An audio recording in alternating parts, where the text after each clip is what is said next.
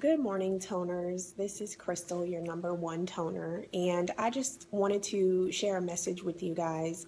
I attended a leadership conference this weekend, and I was sitting there listening to the many speakers that they had, and I was literally taken aback by the amount of conversation that was had around love. And I was sitting there with my friend who invited me to the conference, and I'm elbowing her and nudging her, and I'm trying to whisper to her, why are they talking so much about love?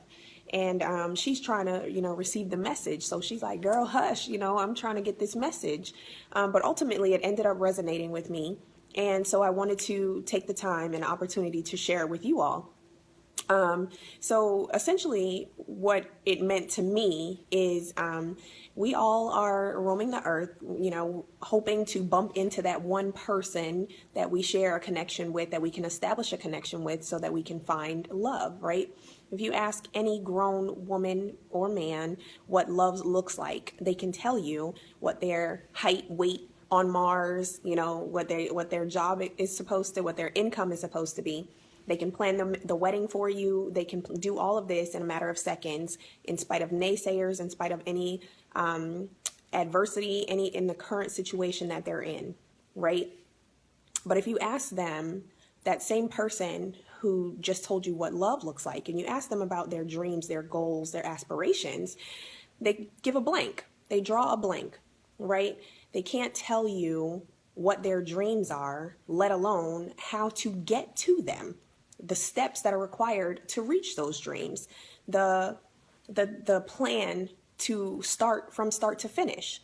And so as I was sitting there, they were saying, the many speakers that were there were saying, you have to literally fall in love with your dreams in order for it to be real, right? In order for it to be something that you can actually see through. So they made a diagram, and here's our current thought process, right? From the time we're born, we're taught to go to school, get a good education, so you can get a good job. So you go to work, you go to sweat, and then you put the goal up, and then you, at some point, expect to materialize and see the dream, right? But the problem with that is that once you get started, you see the work, and then you realize all the sweat that has to go into it. And then when it comes time to reach the goal, you think, I never really wanted it that bad anyway. It's not that serious to me. This is where, at this point, where the excuses start to come in, right?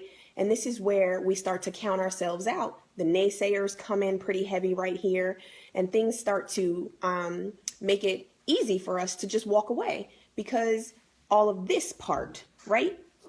But what if we took this same logic, this same process and protocol, the way that we think, and flipped it around and just put it into a different perspective?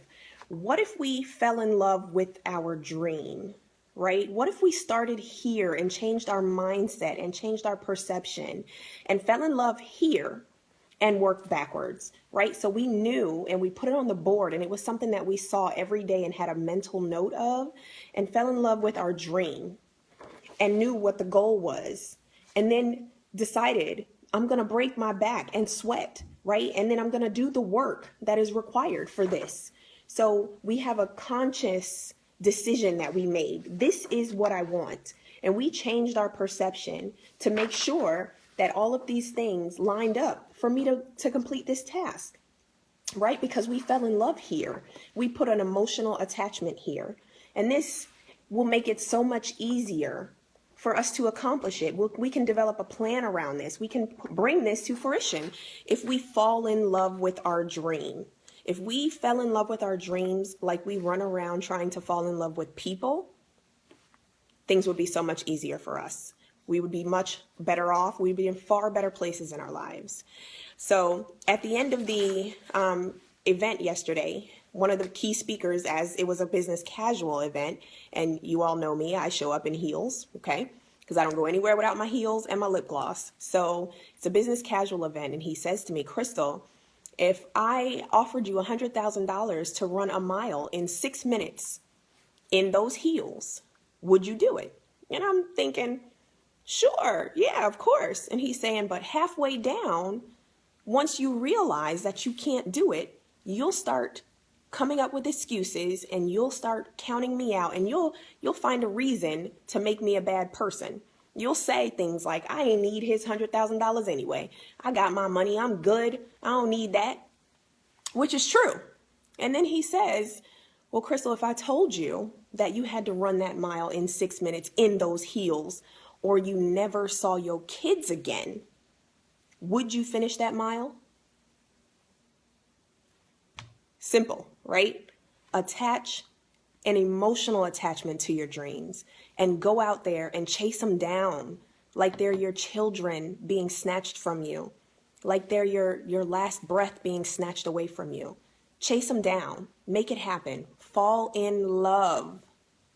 You can do it. Are you totally toned? Thank you. Have a good day.